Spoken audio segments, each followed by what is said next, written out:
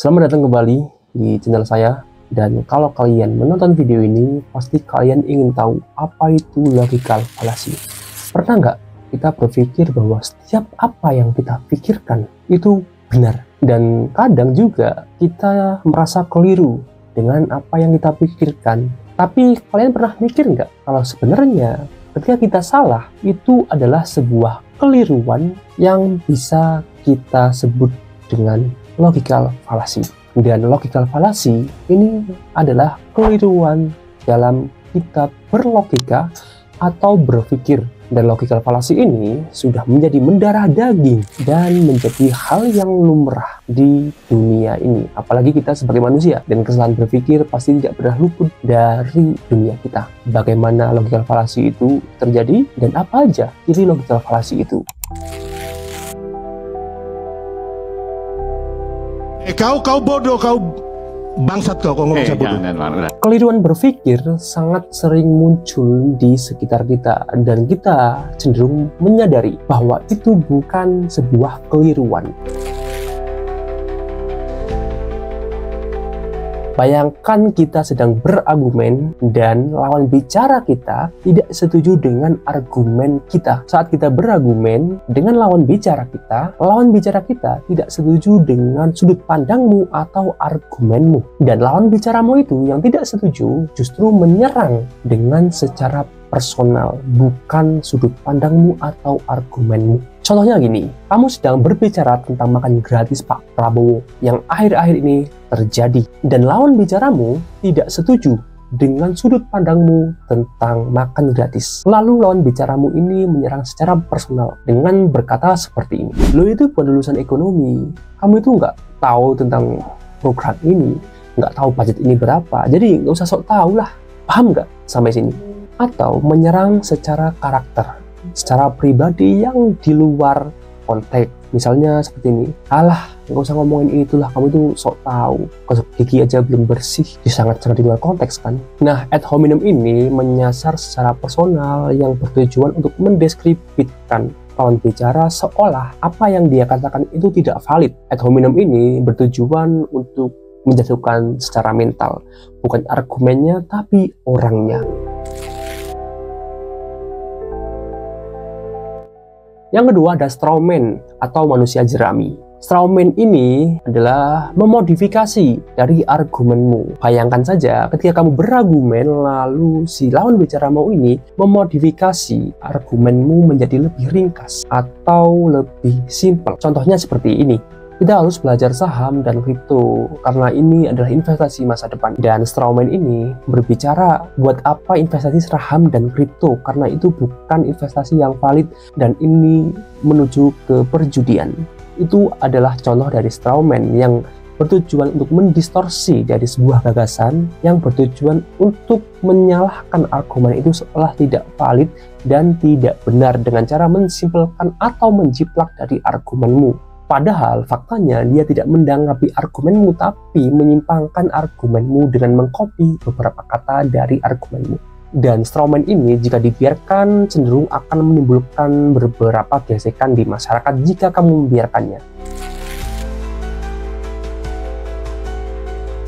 Yang ketiga itu ada false dilemma atau dilema palsu. Kamu pasti pernah mendengar sebuah kata-kata seperti ini, jika kamu ingin sukses, maka kamu harus bekerja keras dan meluangkan lebih banyak waktu untuk menjadi sukses. Nah, ini adalah contoh pilihan palsu, di mana seseorang mengatakan hanya ada beberapa pilihan sedikit yang bisa diambil. Padahal faktanya ada banyak pilihan, entah itu hoki, terus kepintaran, koneksi, pengalaman, dan lain sebagainya. Nah, intinya false dilemma ini membuat seolah-olah pilihan itu hanya sedikit. Cenderung saat false dilemma ini muncul, saat perdebatan atau diskusi mempersempit atau memperkeruh suasana seolah-olah tidak ada solusi yang lebih baik dari yang lain. Padahal faktanya selalu ada banyak pilihan dan solusi yang lebih baik dari masalah yang akan dipecahkan. Yang keempat adalah generalisasi. Jadi generalisasi ini mengambil kesimpulan hanya berdasarkan dari beberapa peristiwa. Misalnya gini, pernah nggak kamu mendengar atau lihat konten di TikTok yang menyimpulkan bahwa kucing putih itu on, dan di komen-komen itu ada tuh yang berkata, oh iya kucingku juga on banget, udah mandi tapi main lumpur dan lain sebagainya. Padahal faktanya nggak ada yang mau benarkan bahwa kucing putih itu emang on. Jadi generalisasi ini hanya menyimpulkan dari beberapa peristiwa dan seolah-olah bahwa pernyataan itu semuanya itu benar. Nggak semuanya kucing putih on. Jadi itu hanya sebuah kejadian yang kebetulan kalau disimpulkan dan menjadi generalisasi. Atau yang lebih ekstrim lagi, bahwa Gen Z itu pemalas. Kalian pasti pernah mendengar pernyataan seperti ini di IG atau lihatlah di beranda bahwa Gen Z itu pemalas. Padahal faktanya nggak semuanya Gen Z pemalas. Ada Gen Z yang banting tulang, kerja pagi, pulang malam demi menghidupi keluarga. Ada Gen Z yang harus bertarung untuk menafkahi keluarganya, membiayai hidupnya sendiri, membiayai pendidikannya sendiri.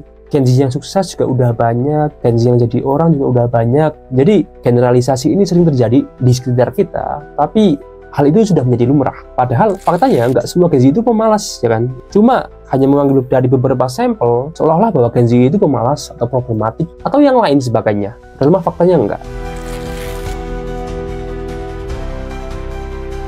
Kenapa kekeliruan bisa terjadi? Manusia itu dikenal sebagai makhluk yang rasional dan logis. Dalam beberapa situasi, seringkali emosi itu sering ikut campur dalam mengambil sebuah keputusan atau pemikiran.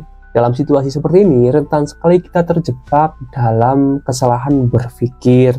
Dalam buku Stephen Stallman dan Philip Verbaas yang berjudul The Knowledge Illusion, menjelaskan tentang ilusi pengetahuan. Fenomena ini menjelaskan kita seolah tahu dengan baik, padahal kita hanya tahu dari dasarnya saja atau kita tahu dari sampulnya saja. Contohnya gini, kita berpikir dan berargumen tentang kripto, seolah kita itu benar-benar tahu mendalam tentang kripto. Padahal faktanya kita itu tidak tahu tentang kripto. Kripto itu apa?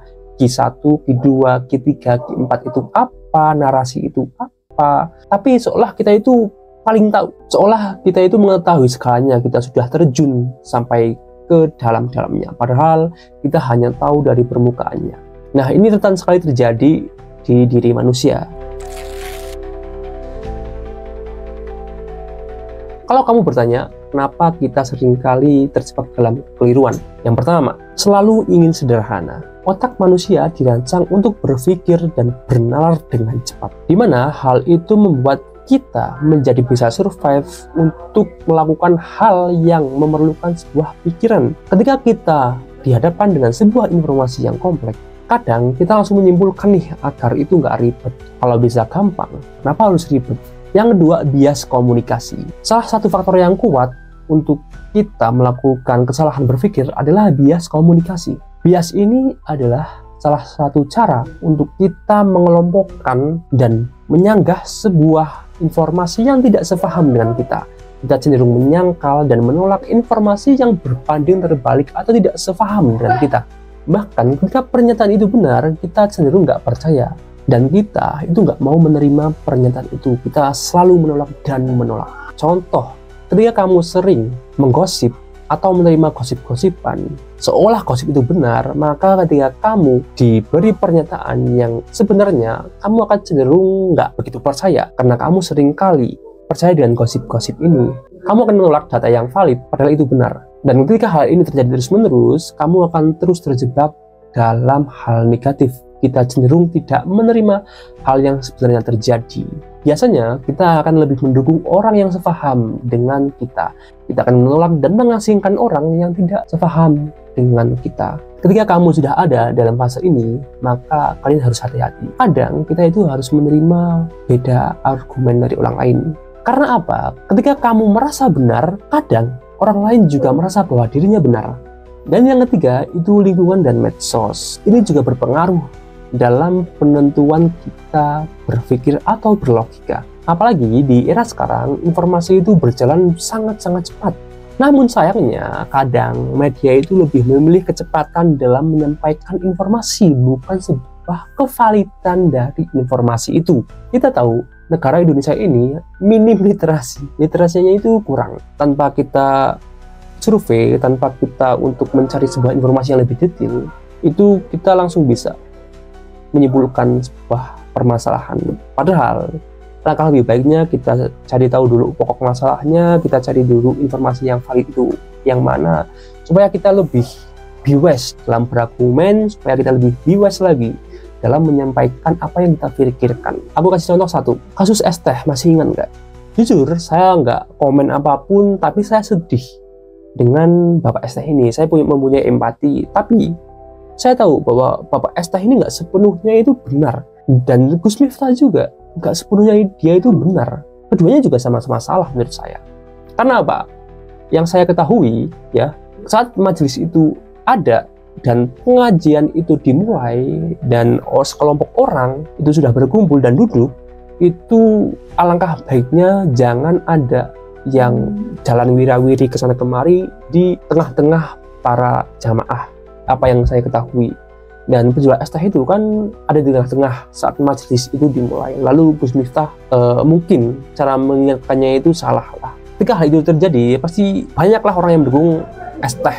Tapi ya nggak tahulah, kita kembalikan ke pribadi masing-masing atau ke yang lebih mengerti aja. Setahu saya sih kalau misalkan ada majelis dan ada di tengah-tengah orang yang berjualan itu atau mengganggu wirawiri sana sini itu nggak boleh. Kalau ada kesalahan atau apapun, saya mohon maaf.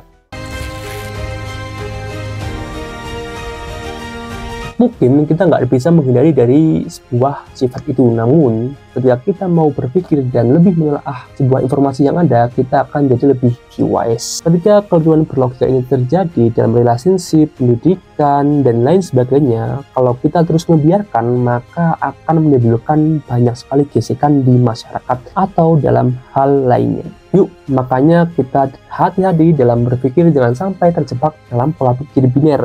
Makin kesini dan kita harus makin tahu, makin dewasa, kita seharusnya makin jadi lebih baik dan be wise dalam memberikan keputusan atau memberikan argumen. Terima kasih, itu yang bisa saya sampaikan. Jika ada salah kata atau argumen yang salah, bisa ditulis di komentar. Saya sangat senang jika kalian mau berdiskusi bersama. Jangan lupa subscribe dan follow IG saya di link deskripsi ini. Sampai jumpa di konten selanjutnya.